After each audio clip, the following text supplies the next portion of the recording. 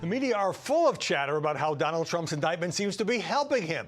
I raised that issue from New York with Liz Smith, Democratic strategist and author of Any Given Tuesday, a political love story. Liz Smith, welcome. Thank you for having me, Howie. Do you find it frustrating that Donald Trump, after all these years, been multiple investigations, 2 impeachments, finally gets indicted and his popularity goes up and he's raised about $10 million? Well, you know, one thing I've learned about Donald Trump is he has an amazing ability to defy the laws of political gravity. But look, I am a Democrat, and I'm looking at these numbers, and I would be more frustrated, frankly, if I were a Republican. Because what we're seeing here is that these indictments might produce some short-term gain for him, some gains with the Republican base, with the Republican establishment, and even some of his Republican opponents rallying around him. They're almost all rallying around him. Yeah, they are, which frankly I think is a mistake. This would be a perfect off-ramp for the Republican establishment and Republican opponents, but you know it seems like they just can't quit Donald Trump. But it's going to create some long-term pain for him, because while we are seeing his numbers go up with Republican primary voters, we're seeing them go down with general election voters, and that's a big problem for him because he faces a real serious math problem. He lost fairly handily in 2020, and to win in 2024, he's going to have to pick up some of those Biden voters that he wasn't able to win, and numbers show that he won't be able to, and common sense tells you this, that throwing a few indictments, at least one indictment next to his name, is not going to help his case winning over swing voters. Well, probably not in a general election, but when he lashes out against fake news, enemy of the people and all that, because he's gotten just a tsunami of negative coverage, it seems to help him, at least with Republicans, because they don't like the media, they don't trust the media. Yeah, and there is this thing with Donald Trump that lends some truth to that old maxim that, you know, all press is good press. We saw this in 2016, where the overwhelming coverage of his gaffes, whether it's comments about John McCain or immigrants, there was this view that it would sink him, and it didn't. And part of the reason why it didn't sink him was because it allowed him to block out the sun for all of his opponents. And we're seeing a replay of that now, where you saw breathless coverage of his empty plane on a tarmac and the empty hallway in the courtroom, very reminiscent of the coverage of his the airtime for his empty podiums in 2016. And if that continues to be how the media covers this, that's going to be very good for Donald Trump, because the 24/7 Trump show benefits Donald Trump. Yeah, good publicity, bad publicity, it doesn't matter because he sucks up all the oxygen. But now I know you brag about Joe Biden having had the best midterm of any Democratic president in 60 years. But how can it be then that a majority of Democrats in these recent polls don't want him to run again? In the latest CNN poll, it's 54%. What explains that?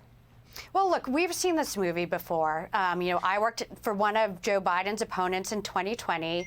And in 2020, we saw Joe Biden lose Iowa, lose New Hampshire, lose Nevada, and only begin winning at the 4th primary contest. And there were concerns then that not enough of the party would rally around him, that he wouldn't excite younger voters, that people who supported other candidates wouldn't vote for him. And then guess what? In the end, he was still able to defeat Donald Trump. And it's important to remember this. Elections are about choices. But the choice in this election won't be between Joe Biden and some mythical Democrat. It's going to be between Joe Biden and whoever the Republican nominee is. Right, and I feel pretty good about Joe Biden's chances against the current Republican Party. But still, it almost seems, I understand it's about choices. It's like, are you better than the other person? But it almost seems like a vote of no confidence. And do you think that has a lot to do with him being 80 years old? And people who maybe even like Joe Biden feel like, can he serve another 6 years? No, you know, I do feel like these polls set up false choices, because if you look deeper into them, people aren't saying that there is one specific candidate that they would prefer.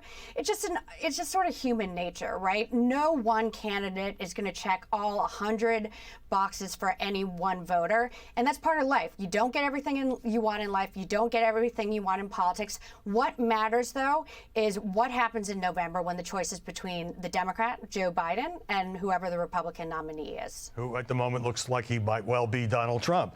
There was a recent Reuters piece on Kamala Harris, like many pieces before, saying that Biden, according to insiders, feels that she doesn't rise to the occasion or take anything off his plate. She gets an unusual amount of media criticism from her vice president. Why do you think that is? Well, you know, she's been the beneficiary of her historic status, right? I think a lot of people in this country, a lot of people even around the world, look up to her because of her historic status. She's the first woman vice president, first black vice president, first South Asian vice president.